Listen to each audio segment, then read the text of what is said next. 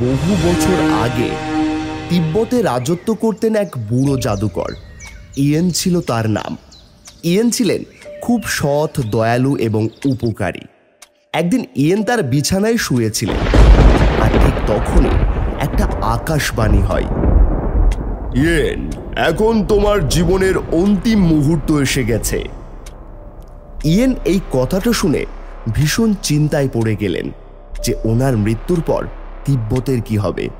উনি তখন নিজের জাদুর পেয়ালার কাছে গেলেন আর বললেন, জাদু জাদু জাদু, জাদুর পেয়ালা, বলো বলো আমাকে, কে আছে আমার মতন যে আমার এই সাম্রাজ্য চালাবে?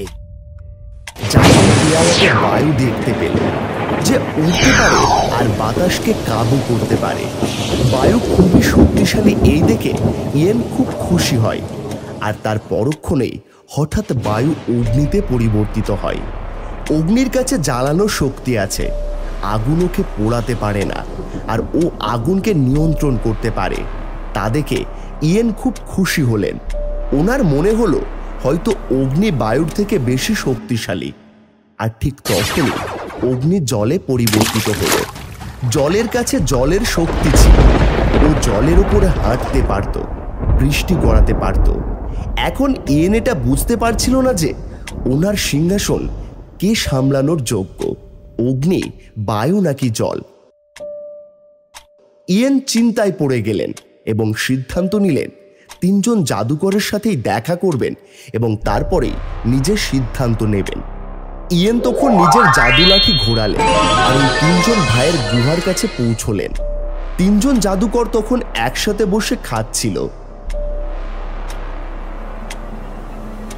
আমি হলাম ইয়েন, 60 বছর ধরে এই তিব্বতের জাদুকরদের রাজা। আমি তোমাদের তিনজনের সঙ্গে দেখা করতে এসেছি, কারণ আমি এখন বুড়ো হয়ে গেছি। তাই আমি এখন চাই যে তোমাদের তিনজনের মধ্যে যে সবচেয়ে বেশি শক্তিশালী সে আমার সাম্রাজ্য সামলাবে, মানে সে তিব্বতের জাদুকরদের রাজা হবে। কিন্তু তোমাদের তিনজনের মধ্যে সবচেয়ে বেশি শক্তিশালী জাদুকর কে?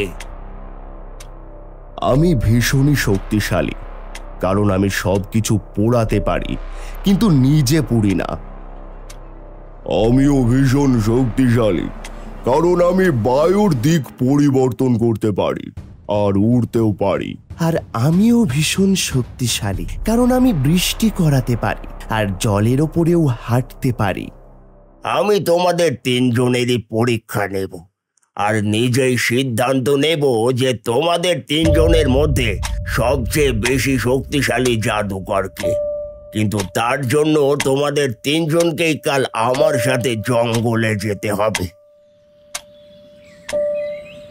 পরের দিন তিনজন জাদুকর ভাই ইয়েনের সাথে জঙ্গলের দিকে রওনা হলো। জঙ্গলে প্রথমে ওরা ভয়ঙ্কর সিংহকে দেখতে পেল। সিংহকে দেখে ইয়েন ভয় পেল। সিংহ জাদুকরদের শিকার করতে চাইল, আর যেই সিংহ লাফ দিল অগ্নি সিংহকে পুড়িয়ে মারল। বাবা বাবা, চমৎকার অগ্নি, তুমি আমাদের সবার প্রাণ বাঁচিয়েছ। তুমি সব থেকে বেশি শক্তিশালী। ইয়েনের অগ্নির কাজ খুব ভালো লাগলো। ওরা সবাই এগোতে লাগলো। কিছু দূর যাওয়ার পর ওরা রাস্তায় একটা চোরাবালি দেখতে পেল। ইয়েন চিন্তায় পড়ে গেল যে এই চোরাবালি তারা কিভাবে পার করবে। তখন বায়ু আশেপাশে পড়ে থাকা পাথরগুলোকে দেখল এবং সেগুলোকে এক লাইনে সাজিয়ে দিল। তার ফলে একটা রাস্তা তৈরি হলো। বায়ু, খুব ভালো, তুমি তো নতুন রাস্তা তৈরি করে দিলে। তুমি খুবই শক্তিশালী। ইয়েনের বায়ুর বুদ্ধিমত্তা খুব ভালো লাগলো। কিছু দূর যাওয়ার পর হঠাৎই আগুন জ্বলতে দেখল।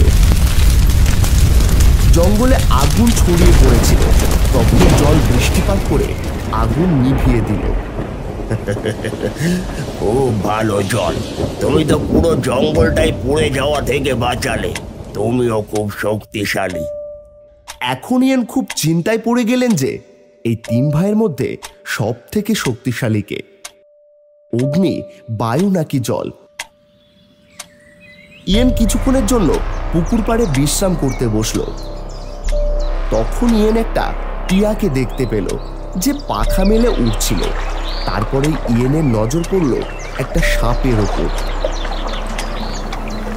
আর তারপরে ইয়েনের নজর পড়ল পুকুর পাড়ের মাছের ওপর, যেগুলো খুব আনন্দে পুকুরে সাঁতার কাটছিল। তারপরে ইয়েন বুঝতে পারল তোমরা তিন ভাই খুব আলাদা। যেমন এই জঙ্গলে বসবাসকারী জীব, এই দেখো, সাপ, টিয়া, মাছ। সাপ উঠতে পারে না, মাছ বুকে হাঁটতে পারে, টিয়া সাঁতার কাটতে পারে না। সবারই নিজ নিজ বিশেষত্ব আছে। তোমরা তিনজনই নিজ নিজ গুণে শক্তিশালী। আমি তোমাদের তিনজনকেই তিব্বতে নিয়ে যাব, আর তোমরা তিনজনই আমার সাম্রাজ্য সামলাবে। ইয়েন তিন ভাইয়ের মধ্যে শক্তিশালী জাদুকরকে এটা বুঝতে পারল না, কারণ ওরা তিনজন আলাদা। ইয়েন এটা বুঝতে পারল যে ওই তিন ভাইয়ের তুলনায় একে অপরের সাথে পড়তে পারবে না, কারণ তিনজন জাদুকর নিজ নিজ গুণে পারদর্শী ছিল। সেই জন্যই কথায় বলে, আমাদের কারোর গুণের সাথে কারোর গুণে তুলনা করা উচিত নয়।